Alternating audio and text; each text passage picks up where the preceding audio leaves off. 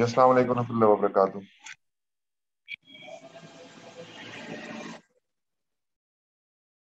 जी आवाज आ रही है आपको? जी मोहम्मद बासिर साहब, आपको आवाज आ रही है? अगर आ रही है तो फिर मैं क्लास शुरू कर दूं। अच्छा जी, जो भी हमारी डिस्कशन पिछले दिनों में जारी थी, बेसिकली वो थी रिगार्डिंग आपके जो क्या कहते हैं code of ethics. Code of ethics के अंदर जो आज हम एरिया करने जा रहे हैं वो बेसिकली इसकी प्रैक्टिस है। आप पोजीशन इस तरह से है कि मैं आपको थोड़ा सा नेविगेट कराऊंगा, क्वेश्चन पढ़ूंगा, क्वेश्चन पढ़ के हम उसका आंसर सर्च करेंगे कोड ऑफ एथिक्स के अंदर से। तो आप स्क्रीन के ऊपर ये समर 17 का क्वेश्चन है जी। इसमें क्वेश्चन नंबर 3 था जो बेसिकली डील करता है आपकी कोड ऑफ एथिक्स को। इसमें पार्ट ए है। पार्ट ए कहता है जी कि रिक्वायर क्या है जी, discuss the above scenario in light of code of ethics assuming that said client is a public interest entity. Company public interest entity और आपने सिचुएशन को डिस्कस करना है। कहता है an audit client of Akbar Ali and co has approached your firm for appointment as internal auditor. Audit client आपको internal audit services के लिए सर्विसेज की आपसे बिड मांग रहा है या कोटेशन मांग रहा है। Your firm and Ali Akbar and company chart accountant have a common quality control department and share common quality policies and procedures. ठीक होगा जी। तो कहता है जी कि इस केस में कहता है discuss the above scenario in light of the code of ethics assuming that said client is a public interest entity. Akbar Ali and company एक चार्ट अकाउंटेंट फर्म है, उसका एक ऑडिट क्लाइंट है, वो आपसे इंटरनल ऑडिट सर्विसेज की सर्विसेज मांग रहा है। आपकी फर्म और अली अकबर की फर्म आपस में नेटवर्क फर्म है। तो कहता है इस सिचुएशन के अंदर बताएं कि कोड ऑफ एथिक्स क्या कहता है इंटरनल ऑडिट सर्विसेज के बारे में। तो बेटा सबसे पहले इसका जो आंसर सर्च करना है उसके लिए आपके पास कोड ऑफ एथिक्स ओपन होना चाहिए जी।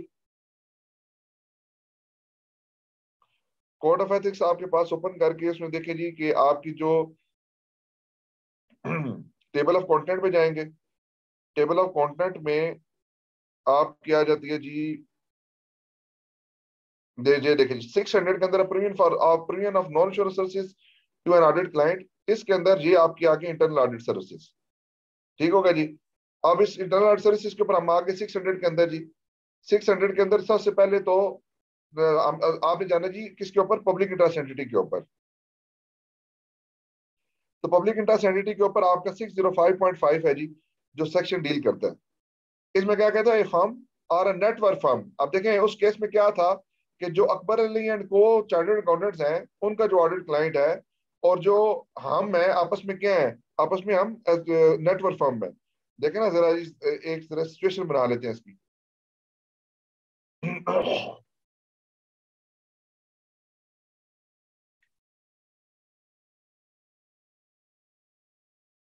अकबर अली एंड को, इनका एक ऑडिट क्लाइंट है जी और एक हम है, हम फॉर्म एक्स वाई जी हैं। ठीक है, अकबर अली एंड को और एक्स वाई जी आपस में नेटवर्क फर्म है। और अकबर अली एंड को का ऑडिट क्लाइंट जो है हमें कह रहा है जी आप इंटरनल ऑडिट सर्विसेज दे दें। तो इसके ऊपर कोड ऑफ एथिक्स की सीधी सीधी रिक्वायरमेंट है। अब इसके अंदर सबसे पहले तो इम्पोर्टेंट क्या है जी कि नेट ए फर्म और network firm shall not provide internal audit service to an audit client that is public interest entity if the services relate to. मतलब अब ये सिंपल आप ये कहना जी कि फर्म हो या उसकी नेटवर्क फर्म है वो क्या नहीं कर सकती जी, वो अपनी जो क्या कहते हैं internal audit services public interest entity को नहीं दे सकती। किन सर्विसेज के बारे में, ए बी और सी, ये तीन सर्विसेज इनके बारे में नहीं दे सकती। सीधी सीधी बात, इसमें कोई बात करने वाली है ही नहीं। अब इसके ऊपर सिर्फ आपने करना क्या है, सबसे पहले आपने बताना है जी कि इंटरनल ऑडिट सर्विस देने की वजह से आपके ऊपर प्रॉब्लम क्या हो सकती है।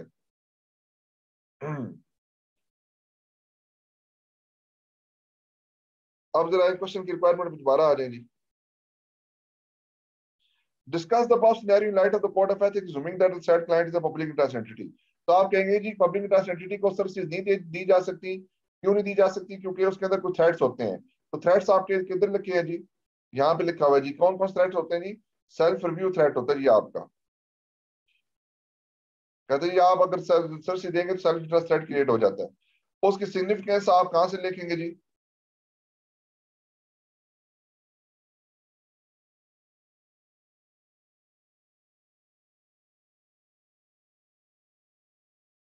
ये आपकी आ गई जी 605.4 A4 के अंदर सिग्निफिकेंस ने बताई है कि किस तरह से आप उसके थ्रेट को एवेल्युएट करते हैं।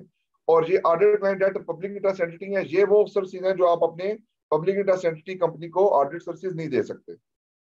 ये मोहम्मद बात से समझ आई आपको या नहीं समझ आई? आपने सिंपली कोड ऑफ एथिक्स खोलना है, कोड ऑफ एथिक्स खोल के टेबल ऑफ कंटेंट पे जाना है, टेबल ऑफ कंटेंट में जाके आपने इंटरनल ऑडिट सर्विसेज के ऊपर आ जाना है। जब इंटरनल ऑडिट सर्विसेज के अंदर आए तो उसके अंदर पब्लिक इंटरेस्ट एंटिटी के ऊपर आपने जंप करना है। पब्लिक इंटरेस्ट एंटिटी से आपने ये सर्विसेज लिख लेनी है कि ये सर्विसेज हम अपने ऑडिट क्लाइंट को नहीं दे सकते। इसके साथ आपने थ्रेड्स लिख लेने हैं, थ्रेड के साथ आपने उसकी वैल्यूएशन कर लेनी है और उसके सेफ गार्ड आपने वहां पे मेंशन कर देने हैं। इसी के पार्ट बी पे आते हैं जी। पार्ट बी का आंसर आप खुद सर्च करेंगे जी। कहता है Sameer work as manager assurance in your firm. Sameer आपकी फर्म के अंदर क्या है जी? मैनेजर है, मैनेजर एश्योरेंस है। He has close personal relationship with Saqib, who is the CFO at one of your audit client. कहते जी कि समीर क्या है जी? ऑडिट मैनेजर है आपकी फर्म के। उनका क्लोज पर्सनल रिलेशनशिप किसके साथ है जी? कंपनी के सीएफओ के साथ है, जिस कंपनी का ऑडिट हो रहा है। कहते however you have not assigned the audit client to Sameer, आपने समीर को ऑडिट क्लाइंट नहीं दिया। कहते evaluate the above situation and identify the threat if any and related safeguard। कहते जी आप सिचुएशन को असेस करें, उसमें थ्रेट्स कौन कौन से हैं वो आइडेंटिफाई करें और उसके ऊपर सेफ गार्ड क्या लग सकते हैं, आप उस चीज के बारे में डिटेल डिस्कशन करें। अगेन वही सबसे पहले सिचुएशन आ जाती है जी आपकी टेबल ऑफ कंटेंट पे आपने जाना है। टेबल ऑफ कंटेंट पे सबसे पहले जंप करते हैं जी। टेबल ऑफ कंटेंट में सबसे पहले जी assurance chartered accountant in practice. Chartered accountant in practice के अंदर जो आपकी इंडिपेंडेंस वाली रिक्वायरमेंट आ जाती है वो। फिर इसमें फीस है, compensation, gift and hospitality, actual and litigation, financial interest, loan and guarantees, business relationship, family and personal relationship. Section 520 deal करता है जी इसको, जिसके बारे में अब हम डिस्कशन करने जा रहे हैं। देखिए यहाँ फैमिली एंड पर्सनल रिलेशनशिप आ गई, इस पर क्लिक किया जी। अब इसके अंदर रिक्वायरमेंट क्या है? या इमीडिएट फैमिली मेंबर हो, हमारे लिए इमीडिएट वाली बात नहीं है। फिर क्या कहता है जी? क्लोज फैमिली मेंबर हो, क्लोज फैमिली मेंबर वाली बात भी नहीं है। तीसरी क्या है जी? Other close relationship of the audit team member, ये इसके ऊपर अप्लाई होता है। ठीक हो गया जी? तो इसमें थ्रेट कौन कौन से हो सकते हैं? सेल्फ इंटरेस्ट थ्रेट होता है, फेमिलियरिटी थ्रेट होता है और इंटिमिडेशन थ्रेट हो सकता है। ये तीन तरह के थ्रेट्स हो सकते हैं। उसके बाद उसकी वैल्यूएशन है, वैल्यूएशन के अंदर ये आप 520.7.A1 से कर सकते हैं जी। और उसके बाद सेफ गार्ड यहाँ पे लिखे हैं 521.7A3 के अंदर।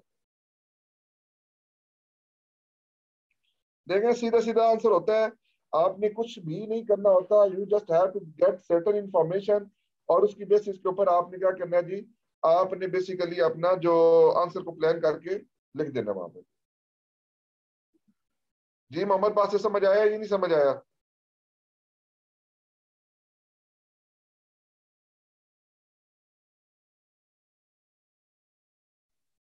जी क्लियर है बेटा? तो ये आपका जो आपकी अटेम्प्ट है ना, क्या कहते हैं ये वाली जो समर 17 की, इस अटेम्प्ट में यही सवाल आया हुआ था। और ये सवाल इसके 10 नंबर थे और 10 में से मेरा ख्याल है 10 इजीली नंबर आप सिक्योर कर सकते थे। आगे चलते हैं अगली अटेम्प्ट के ऊपर जी। अगली अटेम्प्ट है हमारे पास, ये अटेम्प्ट है जी आपकी विंटर 16 की अटेम्प्ट है जी। विंटर 16 की अटेम्प्ट है, इसके अंदर क्वेश्चन नंबर 8 था जो डील करता था आपका बेसिकली कोड ऑफ एथिक्स के क्वेश्चंस को। क्वेश्चन नंबर 8 के दो पार्ट्स हैं जी, पार्ट ए और पार्ट बी। रिक्वायरमेंट क्या है जी? Evaluate the both situation and identify the threat.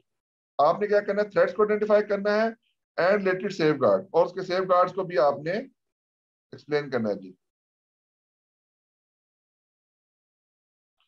ठीक हो गया जी? अब जरा इसकी सिचुएशन को समझते हैं और उसके बाद आप इसका आंसर खुद डिफाइन करेंगे जी।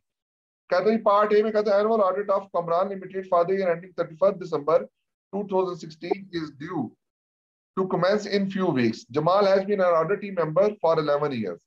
जमाल क्या है जी? ऑडिट टीम मेंबर का 11 साल से टीम मेंबर है। 2 year as job in charge, 3 years as manager and 6 year as partner. जो जो ऑडिट पार्टनर है उसने 2 साल जॉब इंचार्ज के तौर पे काम किया हुआ है, 3 साल ऑडिट मैनेजर के तौर पे काम किया हुआ है और 6 year एज ऑडिट पार्टनर के तौर पे काम किया हुआ है। KL was listed on the Pakistan stock exchange in July 2016। KL क्या हुई है जी? जुलाई 2016 के अंदर आपकी स्टॉक एक्सचेंज पे लिस्टेड हुई है। कहता है identify the threat in above situation and discuss the significance thereof and discuss the need for rotation of the engagement party in each of the following situation. That the firm has adequate resources and personnel who can replace Jamal as engagement partner, but Jamal does not want to leave this assignment. फिर किस तरह से deal करेंगे? और दूसरे number पे कहते हैं the firm is unable to find suitable replacement. और अगर फर्म के पास रिप्लेसमेंट ना हो तो फिर किस तरह से डील किया जाएगा? इसका आंसर आपने सर्च करना है जी अपने कोड ऑफ एथिक्स में से। आपके पास आंसर को सर्च करने के लिए 2 से 3 मिनट अवेलेबल है। 6:51 हमारी स्क्रीन पे आ रहे हैं, आपके पास 6:53 तक का टाइम है। 6:53 तक उसका आंसर सर्च करें और आंसर सर्च करके मुझे उसका पैराग्राफ एक्सप्लेन करेंगे कहां से आप इसका आंसर करेंगे। जी इसका आंसर मिला है आपको, या मैं आपको आंसर सर्च करने में हेल्प आउट करूं?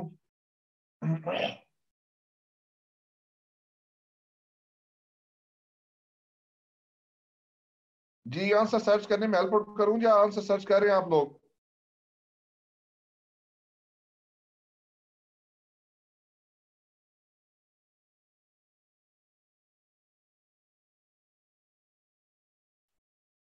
जी असद बस बच्चों बच्चों बात तो कर दो आगे से।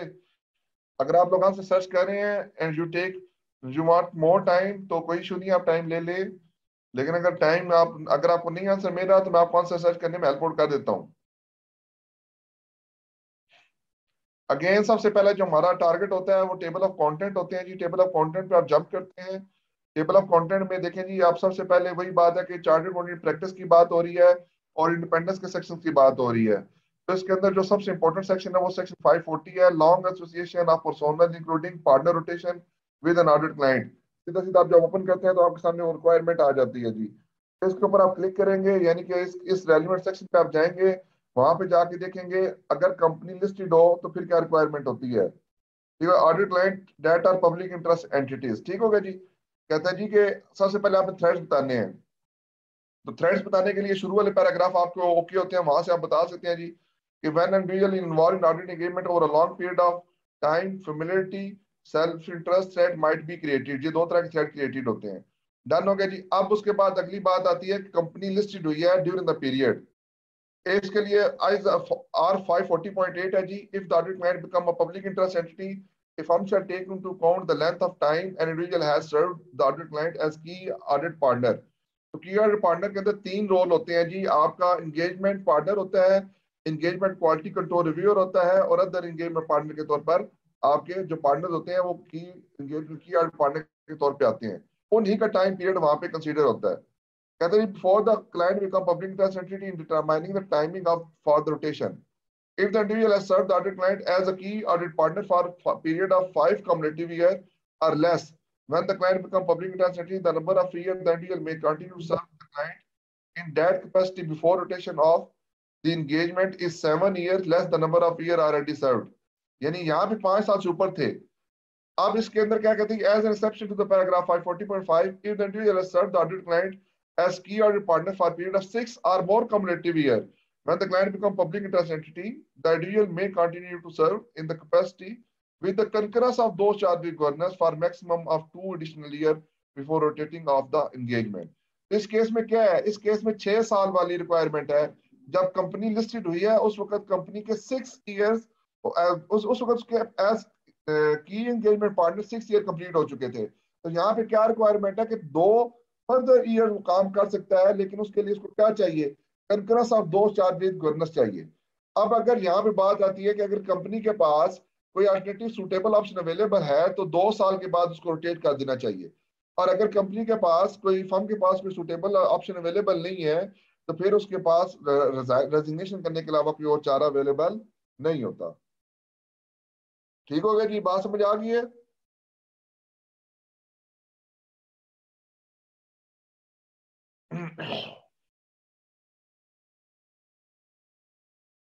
जी बात से तो आपको बात समझ आ गई या नहीं समझ आई?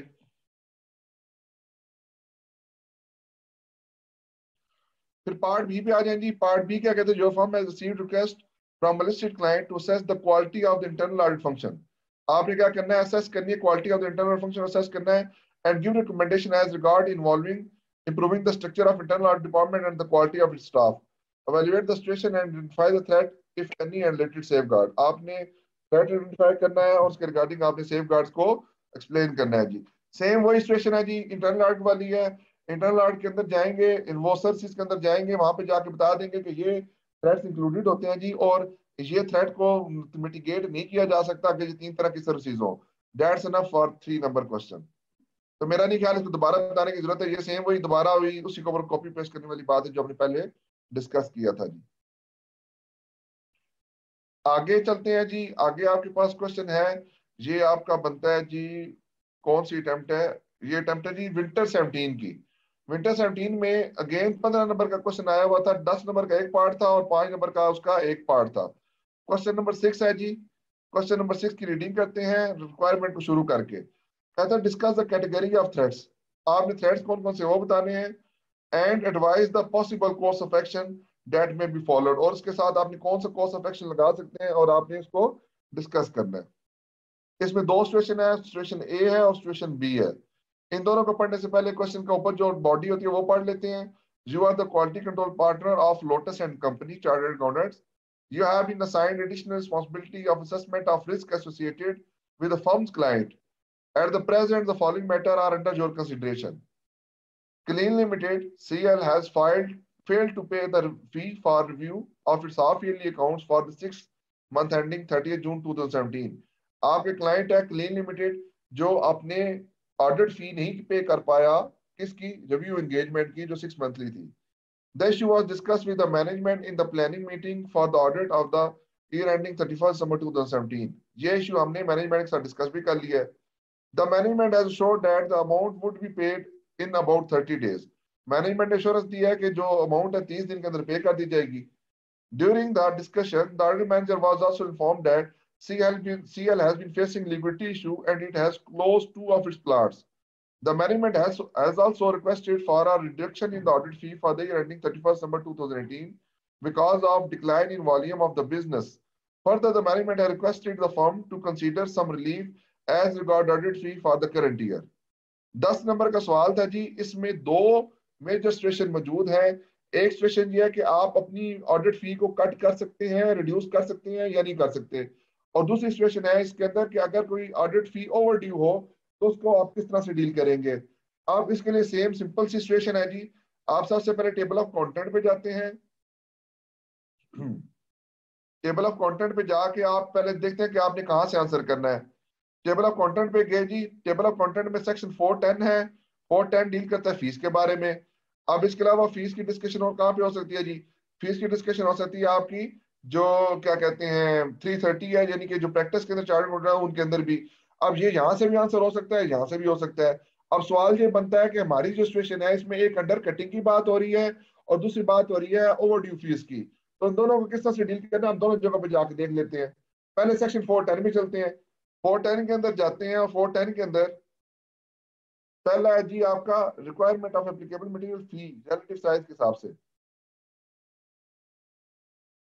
ये हमारी रेलिवेंट नहीं है। फिर उसके बाद आगे चलते हैं जी ओवरड्यू फीस।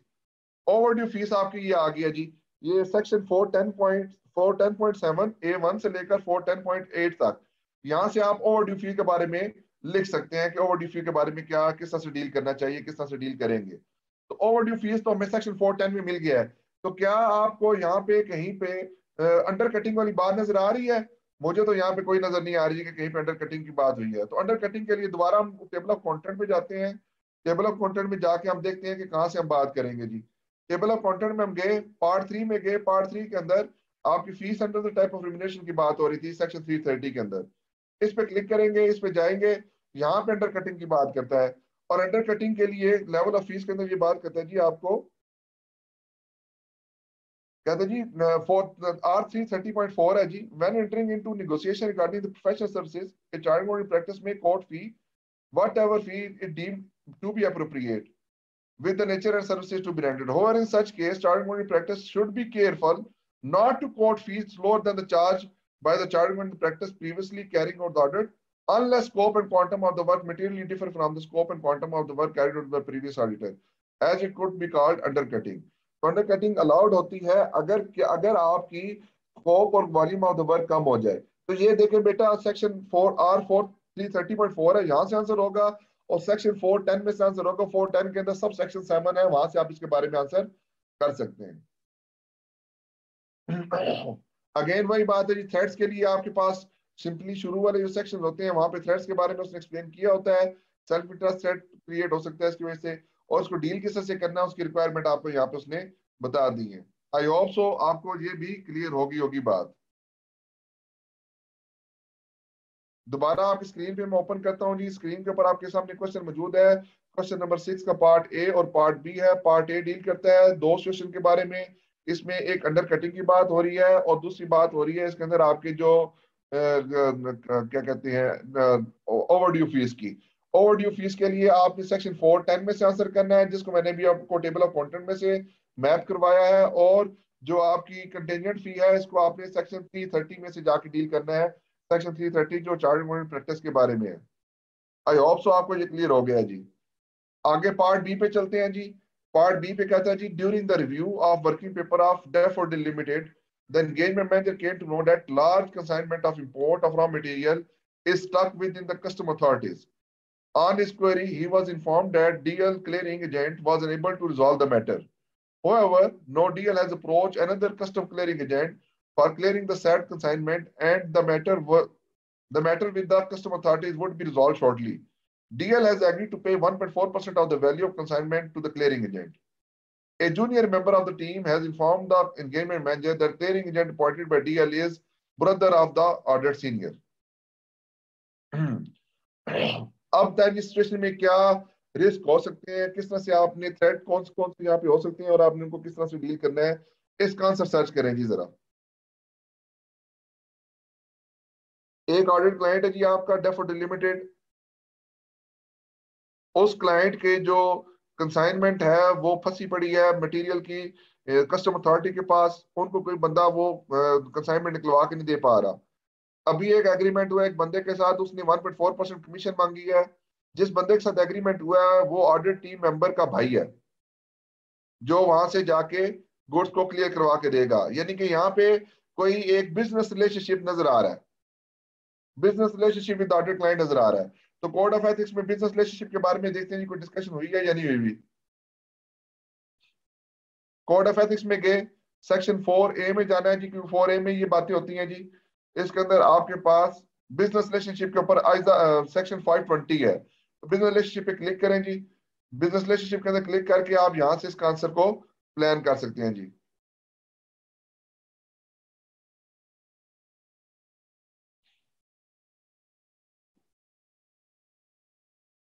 डन है जी।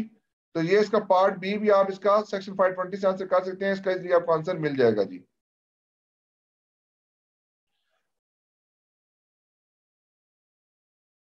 ये देखिए क्लोज बिजनेस रिलेशनशिप के बारे में उसने बात की है। क्लोज बिजनेस रिलेशनशिप के बारे में ही बात की, तो वहां से इसका आंसर प्लान कर सकते हैं जी। आगे चलते हैं। आगे आपकी स्क्रीन के ऊपर एक और क्वेश्चन है जी, ये आपका विंटर 18 का क्वेश्चन है जी। विंटर 18 में जो क्वेश्चन आए थे उसको डिस्कस करते हैं हम।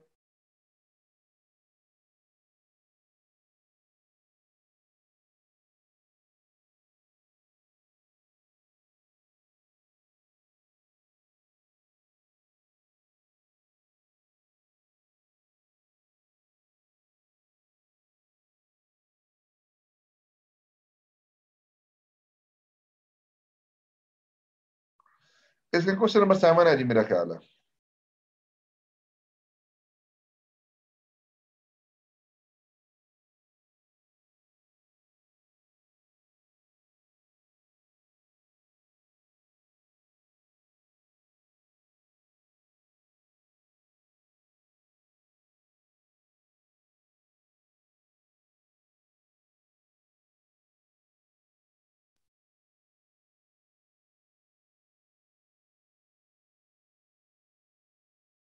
नहीं, ये क्वेश्चन नंबर 7 ही है जी, एक मिनट ठहरे।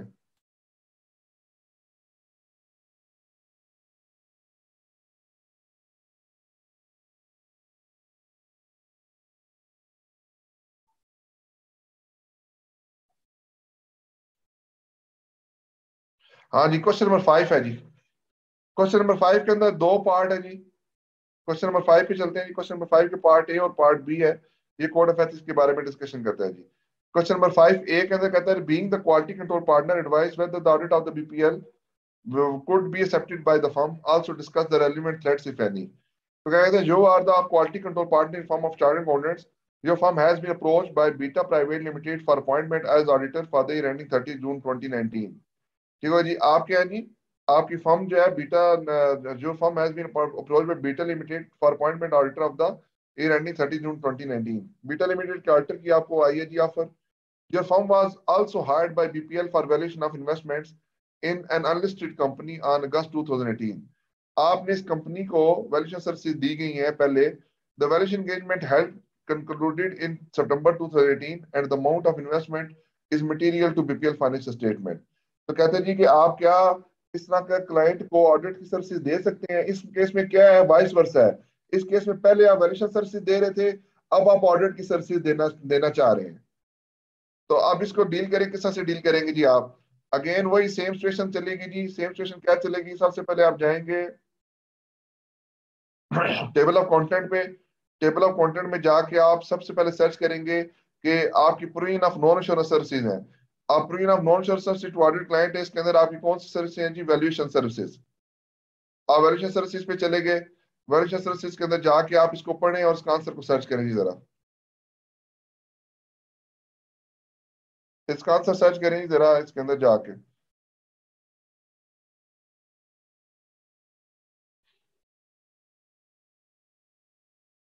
वासत आपके पास कोड ऑफ एथिक्स है.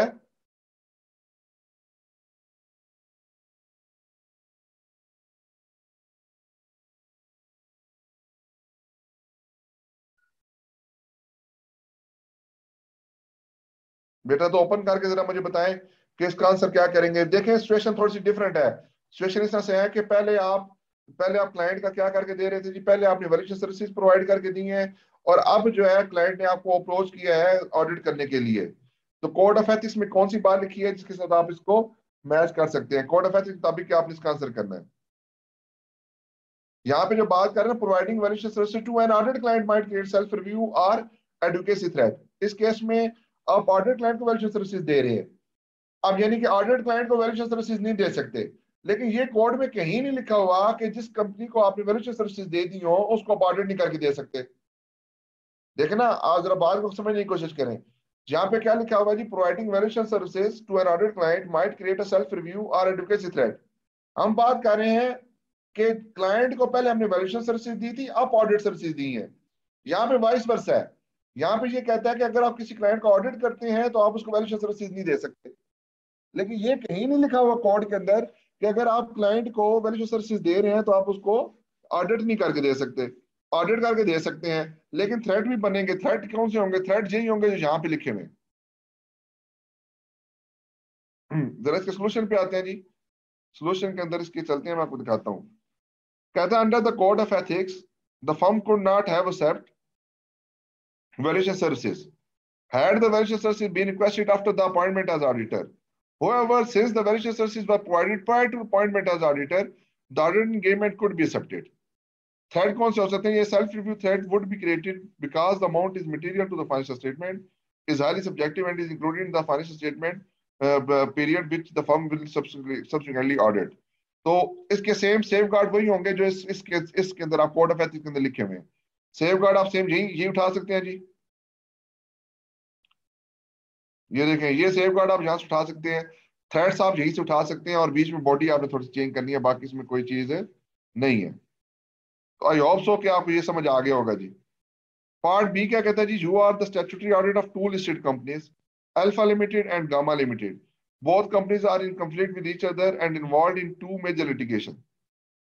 आप एक कंपनी के आप दो कंपनियों के ऑडिटर हैं. दोनों कंपनियां लिस्टेड हैं, एक अल्फा लिमिटेड और गामा लिमिटेड है.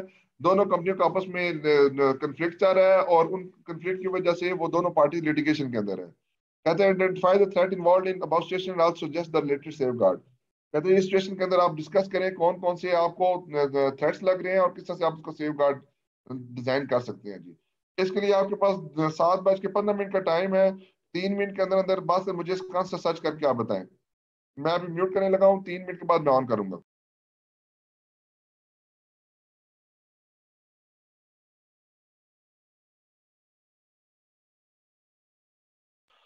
जी बेटा, सर्च कर रहे हो बासत आंसर, और आंसर मेरा आपको या नहीं मेरा?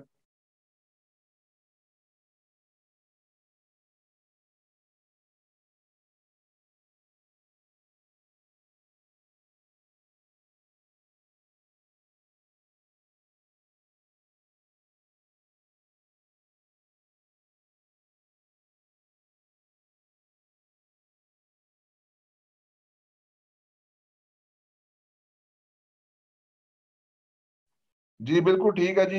वेरी गुड बासत, कॉन्फिडेंशियलिटी वाला है जी। बेहतरीन बेहतरीन, आपने आंसर सही सर्च किया है जी। मीन्स आपको समझ आ रही है चीजें। आगे चलते हैं जी, अगले अगले ईयर के ऊपर। अगला चलते हैं जी, आगे क्या है जी?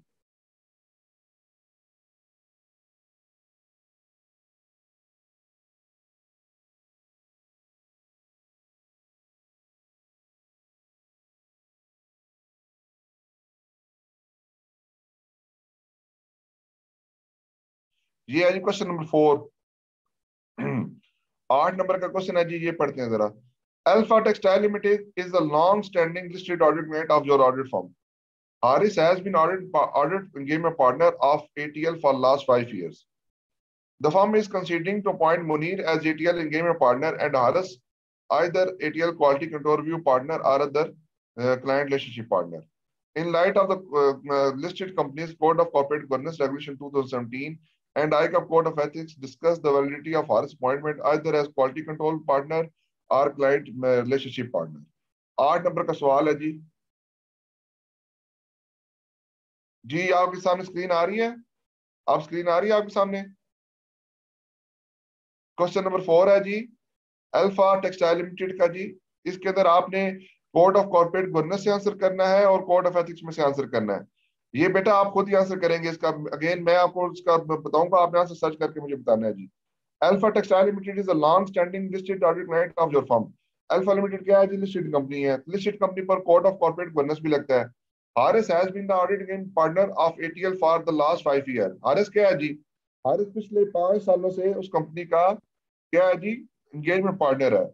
The firm is considering to appoint Munir as ATL engagement partner. जो फर्म है वो मुनीर को एंगेजमेंट पार्टनर के तौर पर लगाना चाहती है। And Haris either as ATL quality control partner और क्लाइंट रिलेशनशिप पार्टनर। और हारिस को क्या करना चाहते हैं जी? वो क्वालिटी कंट्रोल पार्टनर के तौर पर लगाना चाहते हैं या क्लाइंट रिलेशनशिप पार्टनर के तौर पर लगाना चाहते हैं। कहते हैं जी, in the light of listed companies code of corporate governance regulation 2017 and the ICAP code of ethics, discuss the validity of Haris appointment either as quality control partner और क्लाइंट रिलेशनशिप पार्टनर। जी बेटा, इसको आंसर सर्च करें। Answer search करने के लिए gain आपके पास बल्कि वैसे आंसर सर्च करने की जरूरत नहीं है, आप वैसे भी मुझे बता सकते हैं कि क्या कोड ऑफ कॉर्पोरेट गवर्नेंस में क्या लिखा हुआ है जी जरा। कोड ऑफ, चलो मैं बता ही देता हूँ आपको। कोड ऑफ कॉर्पोरेट गवर्नेंस में लिखा हुआ है कि कोई भी कंपनी जो लिस्टेड कंपनी हो, उसके अगर 5 ईयर से कोई एक एंगेजमेंट पार्टनर हो, तो उसके बाद उसका कूलिंग ऑफ पीरियड होता है कि उसको ऑडिट ऑडिट एंगेजमेंट पार्टनर को चेंज करना होता है। ठीक है जी। लेकिन जो जो कोड ऑफ एथिक्स है, कोड ऑफ एथिक्स कहता है cumulative 7 year for any role. यानी कि कोड ऑफ एथिक्स के मुताबिक, यानी कि कोड ऑफ एथिक्स में लॉन्ग एसोसिएशन वाला जो चैप्टर है उसमें कहते हैं जी कि की एंगेजमेंट पार्टनर के रोल में आप 7 साल के तौर पर, 7 साल कम्युलेटिव अगर आपने कोई गुजारे हो, तो उसके बाद कूलिंग ऑफ पीरियड होता है। ठीक होगा जी। अब इस सिचुएशन के अंदर हारिस जो है, as per code of ethics, sorry as per code of corporate governance, वो तो रोटेशन जरूरी हो गई है और उस रोटेशन उसकी लाजमी है। लेकिन कोड ऑफ एथिक्स के मुताबिक उसके पास 2 फर्दर साल मौजूद हैं एज एंगेजमेंट पार्टनर काम करने के, या किसी और रोल में भी उसने काम करना है तो उसके पास 2 और साल अवेलेबल है। 2 और साल उस पर काम कर सकता है जी। आइदर वो एंगेजमेंट क्वालिटी कंट्रोल रिव्यूअर के तौर पे हो, या वो क्वालिटी किसी और रोल के अंदर आपका अपॉइंटमेंट होनी हो, वो कोड ऑफ एथिक्स के मुताबिक हो सकती है। कोड ऑफ कॉर्पोरेट गवर्नेंस के मुताबिक 5 साल के बाद रोटेशन लाजमी है। लेकिन कोड ऑफ कॉर्पोरेट गवर्नेंस के मुताबिक 5 साल के बाद रोटेशन लाजमी है। लेकिन कोड ऑफ एथिक्स के मुताबिक कम्युलेटिव 7 ईयर का क्राइटेरिया मौजूद है जी। तो इसका जरा आंसर देख लेते हैं। आंसर क्या कहते हैं जी 4 का?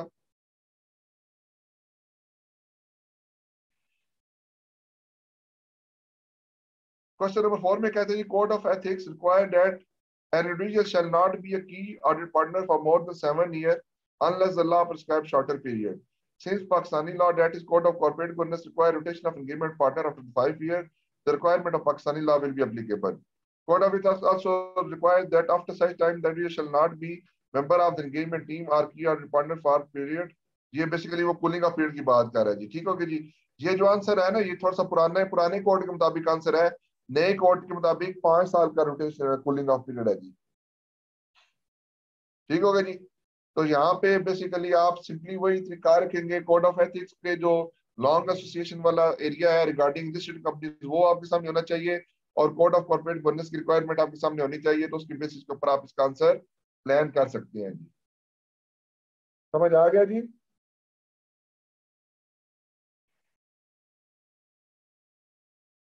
जी बासित।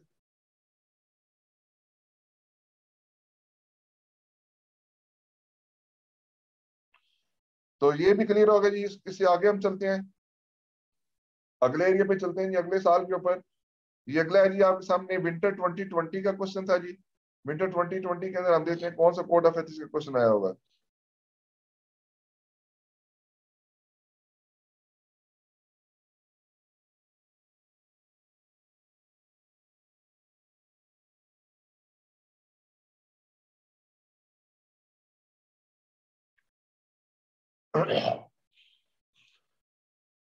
ये जो क्वेश्चन नंबर 5 है जी, Salman Qasim is an audit senior of Ibrahim and company chartered accountants. He joined the ongoing audit of Kalam Limited, which was under completion stage. During the audit, he came to know that the newly appointed chief financial officer is a close friend of the audit manager, which was not disclosed by him to the firm. He decided to disclose the matter to the engagement partner. However, he came to know that the engagement partner has been out of the country for last 1 month and has not yet discussed the progress of the audit with the audit team. He then wrote an email to the firm quality control partner and brought all such observation in his knowledge, discuss the professional and ethical issue arising in the above situation and advise the course of action that firm quality control partner should take. तो बेटा ये आप इसको एक दफा खुद इसका answer search कीजिएगा और ना आई होप सो कि आपको इसका आंसर इजीली मिल जाएगा। अब सेशन जो आगे है कि अब ये मैक्सिमम हमने जो कोड ऑफ एथिक्स के जो 5-6 अटेम्प्ट्स के क्वेश्चन डिस्कस कर लिए हैं। इसके बाद आपकी अपनी प्रैक्टिस है बेटा, आप अपनी प्रैक्टिस को करोगे इतना बेनिफिट आपको हो जाएगा, इसमें कोई खास मुश्किल चीज नहीं है। ठीक होगा जी, आप इसको इजीली इसको कर सकते हैं जी। ठीक है जी। तो इस मेरा ख्याल है इसमें जो कोड ऑफ एथिक्स के रिगार्डिंग क्वेश्चन थे ये इनफ है। इसके बाद मैं आपको कोड ऑफ कॉर्पोरेट गवर्नेंस के कुछ रेलिवेंट प्रोविजंस हैं वो बता दूंगा जी। हम 2-4 मिनट के बाद दोबारा स्टार्ट करते हैं जी। 7:25 पे दोबारा स्टार्ट करेंगे हम, और 7:25 पे हम कोड ऑफ कॉर्पोरेट गवर्नेंस के कुछ रेलिवेंट सेक्शन है जो जरूरी है ऑडिट के पेपर के पॉइंट ऑफ व्यू से, उसको हम डिस्कस कर लेते हैं।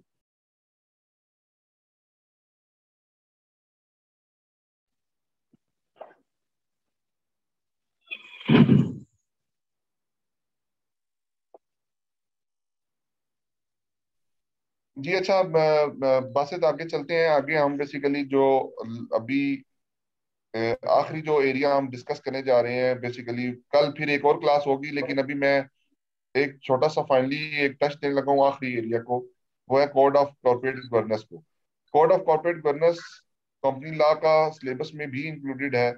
तो इसमें बेसिकली आपको एक ब्रीफ अंडरस्टैंडिंग अवेलेबल है शुरू से कंपनी लॉ के पॉइंट ऑफ व्यू से, लेकिन ऑडिट में इसका लिंक किसी ना किसी तरीके से कहीं ना कहीं पे आके जुड़ जाता है। जब हम ऑडिट के अंदर कोड ऑफ एथिक्स की बात करते हैं या जो कंपनीज एक्ट के सेक्शंस की बात करते हैं, तो वहां पे जाके आपका कोड ऑफ कॉर्पोरेट गवर्नेंस होता है, ये भी आके लिंक हो जाता है। Code of corporate governance basically आपके जो कंपनी के डायरेक्टर्स होते हैं उनके ऊपर 2 स्टार गवर्नेंस के ऊपर लगता है। इसकी रिक्वायरमेंट में मुख्तलिफ किस्म के एरियाज मौजूद हैं, जिसमें नंबर ऑफ डायरेक्टरशिप के बारे में बात है, फिर उसके बाद इंडिपेंडेंट डायरेक्टर कौन सा होता है, डायरेक्टर की कंपोजिशन किस तरीके से होती है, फीमेल डायरेक्टर होनी चाहिए या नहीं होनी चाहिए बोर्ड के ऊपर, उसके बारे में बात होती है। डायरेक्टर्स की फिर बोर्ड कमेटीज होती हैं, जिसमें आपकी ऑडिट कमेटी होती है, human resource and remuneration committee होती है, फिर इसमें ऑडिट कमेटी होती है। ये सारी कमेटीज के बारे में डिस्कशन है। कमेटीज के मेंबर कौन कौन हो सकते हैं, किस तरीके से हो सकते हैं, सीएफओ की क्वालिफिकेशन क्या होती है, इंटरनल ऑडिट के हेड की क्वालिफिकेशन क्या हो सकती है। तो इन चीजों के बारे में डिस्कशन मौजूद है, जो बेसिकली आपकी 2-4 गवर्नेंस के साथ लिंक होती है। तो code of corporate governance basically link होता है आपका कंपनी जेड के साथ, और कंपनी जेड के साथ जाके लिंक होकर आप इसको करते हैं। तो सिंपली कोई भी सबसे सबसे पहले number of directorship and composition of board, के बोर्ड के अंदर कौन कौन से बंदे कितने हो सकते हैं और किस तरीके से एक आप कर सकते हैं जी। ठीक होगा जी। वो कहते हैं जी कि जो एक बंदा है ना, वो at the same time 7 listed company से ज्यादा का डायरेक्टर नहीं हो सकता। कि कोई भी डायरेक्टर है कंपनी का, वो 7 कंपनियों से ज्यादा का साइमल्टेनियसली डायरेक्टर नहीं हो सकता। लेकिन ये डायरेक्टरशिप, उसकी जो होली ओन सब्सिडरीज होती हैं उनकी डायरेक्टरशिप इसमें काउंट नहीं होती। कहते provided that the salary limit on directorship shall be effective when the board shall be reconstituted no later than expiry of the current term। कहते हैं जब नई टर्म बनेगी उस वक्त ये काम शुरू होगा। फिर उसके बाद कहता है जी कि हर बोर्ड बोर्ड ऑफ डायरेक्टर की जो कंपोजिशन होती है ना, उसमें मुख्तलिफ किस्म के लोग होते हैं। बोर्ड ऑफ डायरेक्टर कंपोजिशन से मुराद क्या है जी? बोर्ड डायरेक्टर की टाइप होती है, एक होते हैं एग्जीक्यूटिव डायरेक्टर, एक होते हैं एग्जीक्यूटिव डायरेक्टर, एक होते हैं नॉन एग्जीक्यूटिव डायरेक्टर, एक होते हैं इंडिपेंडेंट डायरेक्टर। कहता है जो एग्जीक्यूटिव डायरेक्टर्स हैं ये 1/3 से ज्यादा नहीं हो सकते टोटल डायरेक्टर की। Not more than 1/3 of total directors. और जो नॉन एग्जीक्यूटिव डायरेक्टर्स हैं इनकी लिमिट नहीं है, इंडिपेंडेंट डायरेक्टर की लिमिट होती है एटलीस्ट 2 और 2/3 ऑफ टोटल डायरेक्टर,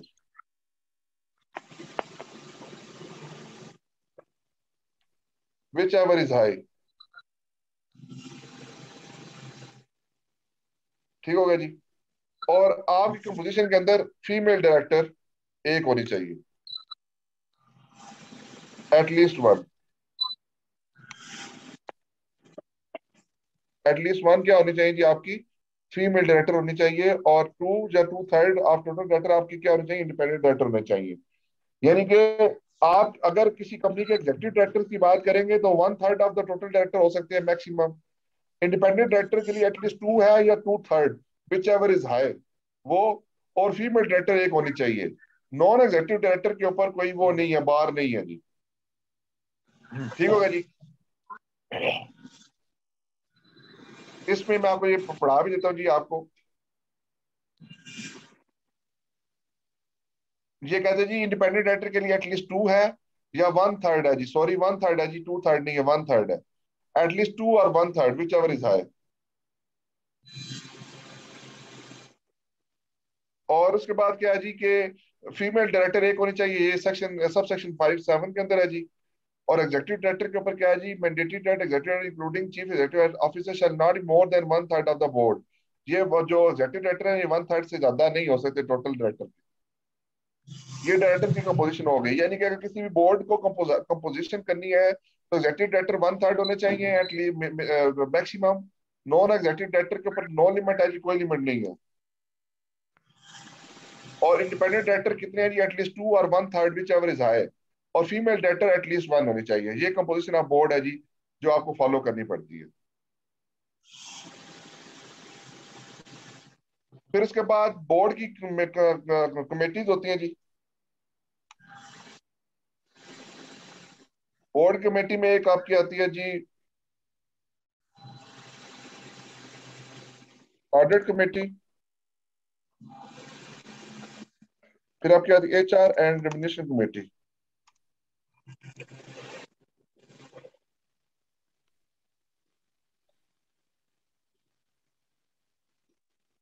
ठीक होगा जी।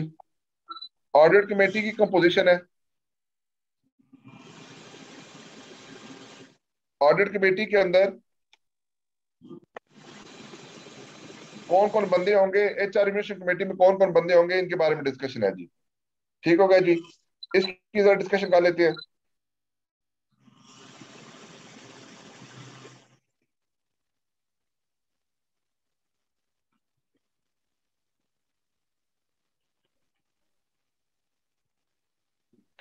कहते हैं जी कि आपके जो the board establish committee of at least 3 members, कम से कम कितने मेंबर होने चाहिए? 3 मेंबर्स होने चाहिए, comprising of non executive directors and at least 1 independent director. यानी कि तीन अगर आपने डायरेक्टर रखने हैं तो उसमें आपको एक इंडिपेंडेंट डायरेक्टर होना चाहिए जो ऑडिट कमेटी के अंदर होगा, और दो नॉन एग्जीक्यूटिव डायरेक्टर हो सकते हैं। तीन मेंबर्स में से तीन मेंबर, तीनों तीनों नॉन एग्जीक्यूटिव होते हैं। जो इंडिपेंडेंट डायरेक्टर होता है वो भी नॉन एग्जीक्यूटिव ही होता है जी। तो एटलीस्ट तीन मेंबर होते हैं और तीनों नॉन एग्जीक्यूटिव होने चाहिए, जिसमें से एक क्या होना चाहिए, एक को इंडिपेंडेंट भी होना चाहिए। ठीक होगा जी। और दो चेयरमैन है तो कमेटी शैल भी इंडिपेंडेंट डायरेक्टर, और जो इंडिपेंडेंट डायरेक्टर होगा वो क्या होगा जी, चेयरमैन होगा कमेटी का। अब पेपर में ये सवाल इसी तरीके से आ सकता है जी, आपने उसको इस तरीके से डील करना है। हो सकता है वो आपको कंपोजिशन बता दे बोर्ड की और बताए कि ये ठीक कंपोजिशन बनी है या नहीं बनी ऑडिट कमेटी, किस पे कमेंट करें। ठीक होगा जी। और जो बंदा है उसमें एक फाइनेंशियली लिटरेट पर्सन भी होना चाहिए ऑडिट कमेटी के अंदर। तो ऑडिट कमेटी कंपोजिशन क्या हुई जी, इसमें कितने हैं जी, at least three members, at least three non executive directors, including one independent and one financially literate।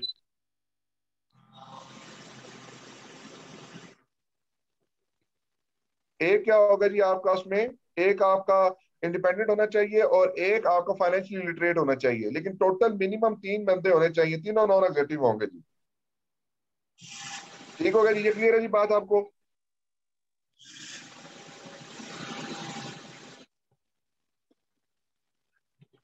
जी बात सब क्लियर है।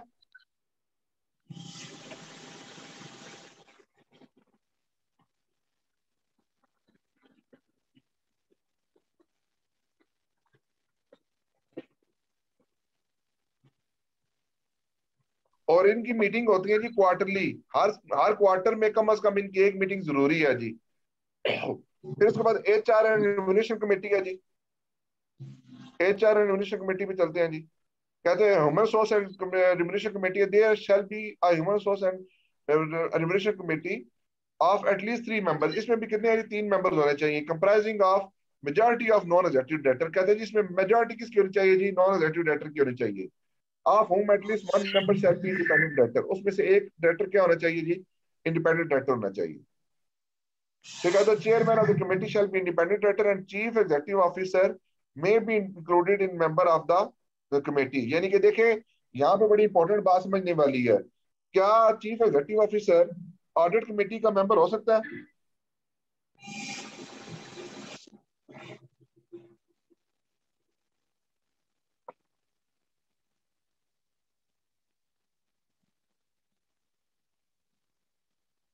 जी बासित बताएं जरा।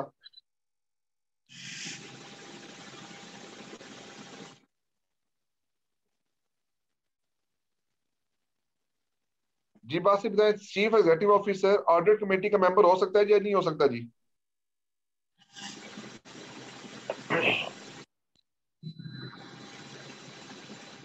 नहीं हो सकता जी, गुड।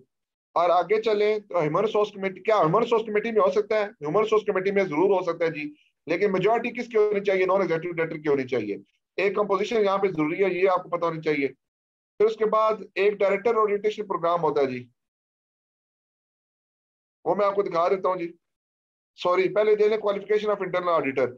इंटरनल ऑडिटर की क्वालिफिकेशन क्या होनी चाहिए जी, ये क्वालिफिकेशन से बताया जी कि सर्टिफाइड इंटरनल ऑडिटर हो सकता है, सर्टिफाइड फाइनेंशियल एग्जामिनर हो सकता है, सर्टिफाइड इंटरनल कंट्रोल ऑडिटर हो सकता है, या post graduate in business finance from university और इक्विवेलेंट हो सकता है जी।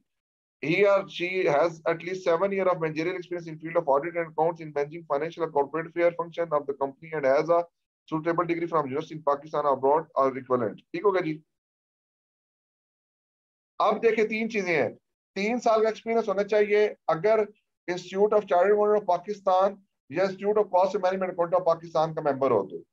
3 साल का एक्सपीरियंस चाहिए अगर आई कैप का मेंबर है या ICMAP का मेंबर है। 5 साल का एक्सपीरियंस चाहिए अगर CIA है, CFA है, CICA है या पोस्ट ग्रेजुएट है। इसके अलावा 7 साल का एक्सपीरियंस मैनेजरियल पोजीशन में चाहिए। ये तीन तरह के लोग हो सकते हैं, लेकिन तीनों की डिफरेंट रिक्वायरमेंट है। अगर आई कैप का या ICMAP का मेंबर होगा तो 3 साल का एक्सपीरियंस, अगर CIA CFA का मेंबर होगा तो 5 ईयर का मेंबर, 5 ईयर का एक्सपीरियंस, और कोई अदर मैनेजरियल लेवल का पोजीशन का एक्सपीरियंस है तो उसके लिए 7 साल का एक्सपीरियंस चाहिए आपको इंटरनल ऑडिट की क्वालिफिकेशन को मीट करने के लिए। इसी तरह CFO की क्वालिफिकेशन है जी, CFO कौन कौन बंदा हो सकता है, उसमें अगेन वही बात है जी, 3 साल का एक्सपीरियंस होना चाहिए in our field of audit and accounts or corporate affairs function of the company and is member of Institute of Chartered Accountants of Pakistan or Institute of Cost and Management Accountants of Pakistan। CFO के लिए 3 साल का experience है जी। फिर 5 साल का experience है जिसमें आप किस किस के हो सकते हैं जी। पोस्ट ग्रेजुएट होने चाहिए आप हायर एजुकेशन कमीशन से, या फाइनेंस की डिग्री आपके पास होनी चाहिए। तो आपके पास कितना साल का एक्सपीरियंस है? 5 साल का। 7 साल का एक्सपीरियंस रिक्वायर्ड है अगर आप क्या कहते हैं जी, अगर आपके किसी suitable degree from university Pakistan और टू ग्रेजुएट डिग्री, अगर आप ग्रेजुएट है तो आपके पास 7 साल का एक्सपीरियंस होना चाहिए सीएफओ की रिक्वायरमेंट पूरा करने के लिए। और अगर आप क्या कहते हैं पोस्ट ग्रेजुएट डिग्री है तो 5 साल का एक्सपीरियंस है।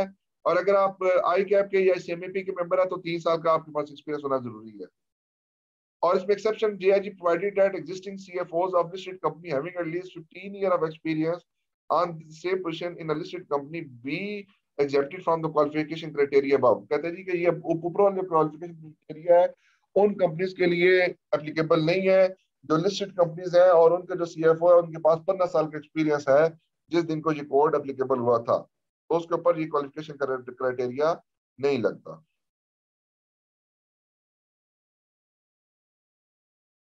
और अगर आपने सीएफओ को रिमूव करना है, कंपनी सेक्रेटरी को रिमूव करना है या हेड ऑफ इंटरनल ऑडिट को रिमूव करना है तो ये कौन कर सकता है? ये अप्रूवल ऑफ बोर्ड के थ्रू आप कर सकते हैं। और इंटरनल ऑडिट को आपने रिमूव करना है, हेड ऑफ इंटरनल को, तो आपको रिकमेंडेशन ऑफ ऑडिट कमेटी होनी चाहिए आपको उसको रिमूव करने के लिए। यानी कि अगर आपने हेड ऑफ ऑडिट को रिमूव करना है तो बोर्ड ऑफ डायरेक्टर रिमूव कर सकते हैं, लेकिन रिमूव करने से पहले उनके पास क्या होना चाहिए? उनके पास अप्रूवल होनी चाहिए बोर्ड ऑफ डायरेक्टर की जी, सॉरी ऑडिट कमेटी की, उनके पास रिकमेंडेशन होनी चाहिए। फिर इसके बाद डायरेक्टर ओरिएंटेशन प्रोग्राम है जी, और डायरेक्टर का जो ट्रेनिंग प्रोग्राम है इनके बारे में डिस्कशन है। तो डायरेक्टर ट्रेनिंग प्रोग्राम बेसिकली होता है, ये अक्सर आपने देखा होगा कि डायरेक्टर ट्रेनिंग प्रोग्राम जो होता है ना, ये आई कैप कंडक्ट कर रहा होता है, कभी एससीसीपी कंडक्ट कर रहा होता है। इसमें काफी सारी चीजें जारी होती हैं जी। ठीक है जी। तो डायरेक्टर ट्रेनिंग प्रोग्राम के बारे में डिस्कशन लिखी हुई है जी। डायरेक्टर ट्रेनिंग प्रोग्राम जो होगा वो किस तरह से कंप्लीट किया जाएगा? 30 जून 20 तक आधे डायरेक्टर्स ने काम डायरेक्टर ट्रेनिंग प्रोग्राम लेना था। 30 जून 21 तक 75% ऑफ डायरेक्टर के पास डायरेक्टर ट्रेनिंग प्रोग्राम होना चाहिए। और 30 जून 22 तक सारे डायरेक्टर के पास क्या होना चाहिए जी? डायरेक्टर ट्रेनिंग प्रोग्राम होना चाहिए। फिर हर साल जो है वो इसमें एग्जाम्पशन अवेलेबल है जी, जिनका 14 ईयर ऑफ जिनके पास एजुकेशन हो और 15 ईयर का एक्सपीरियंस हो on board board of director of listed company, तो उनके लिए ये रिक्वायरमेंट नहीं है जी। डायरेक्टर ट्रेनिंग प्रोग्राम की रिक्वायरमेंट उन लोगों के लिए नहीं है जिनके पास 14 ईयर का एक्सपीरियंस हो, director list 14 year of education हो और 15 साल का डायरेक्टर लेवल का एक्सपीरियंस हो लिस्टेड कंपनी के ऊपर, तो उनके लिए डायरेक्टर ट्रेनिंग प्रोग्राम की रिक्वायरमेंट मौजूद नहीं है। और उसके अलावा वो कहते हैं जी कि आपने हर साल एक फीमेल एग्जेक्टिव की क्या करानी है जी? ट्रेनिंग करानी है। और एक डायरेक्टर एक जो हेड ऑफ डिपार्टमेंट है उसकी भी आपने ट्रेनिंग करानी है। इसके लिए इंकरेजमेंट है, ये लाजमी कंपल्सरी रिक्वायरमेंट नहीं है।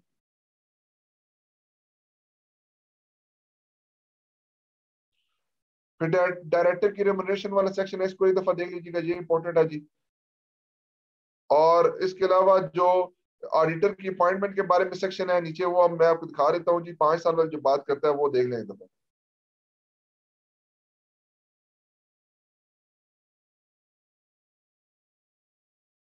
ये एक्सटर्नल ऑडिट का चैप्टर 11 है जी। इसके अंदर जो आप code of ethics, code of corporate governance के अंदर, तो इसके अंदर जो बातें मैंने की थी कि कौन कौन सी रिक्वायरमेंट मौजूद होती है वो सारी यहाँ पे लिखी हुई है जी। इसको एक दफा आप पढ़ लीजिएगा। और ये रोटेशन ऑफ पार्टनर वाली बात भी यहाँ पे आपके सामने आ गई है जी। मेरा ख्याल है यही इनफ एरियाज हैं कोड ऑफ कॉर्पोरेट गवर्नेंस के जो मैंने आपको बता दिए हैं जी। बाकी इसकी आप एक दफा रीडिंग कर लीजिएगा तो आपको इसमें और चीजें जो होंगी वो भी इंशाल्लाह क्लियर हो जाएंगी।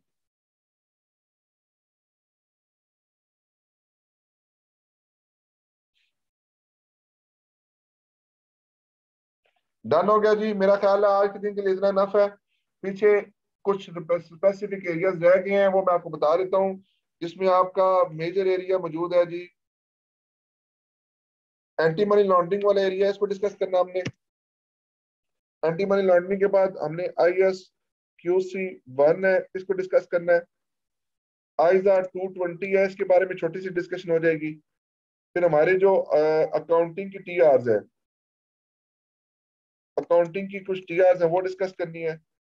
ऑडिटिंग की कुछ TRs है वो डिस्कस करनी है। फिर उसके बाद कुछ आपके सर्कुलर्स है, इनकी डिस्कशन करनी है। ये कुछ 3-4 एरियाज हैं, इसके ऊपर हम कोशिश करेंगे कि हम जो है ना इंशाल्लाह जो कल की क्लास में इंशाल्लाह हम इसको कंक्लूड कर लें जी। कल इंशाल्लाह हम दोपहर को, अगर आप कल दोपहर को अवेलेबल हैं, बात तो आप कल अवेलेबल होंगे दोपहर टाइम पे?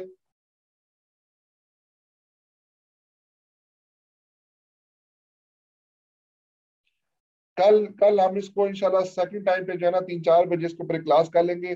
घंटे, 100 घंटे, 1.5 घंटे क्लास होगी, इसमें हम इंशाल्लाह इन चीजों को कंक्लूड कर लेंगे। इनके बारे में बेसिक अंडरस्टैंडिंग देनी है और वो समझाना है कि इसमें से जो जो रीडिंग मटीरियल है उसको आपने किस तरीके से पढ़ना है।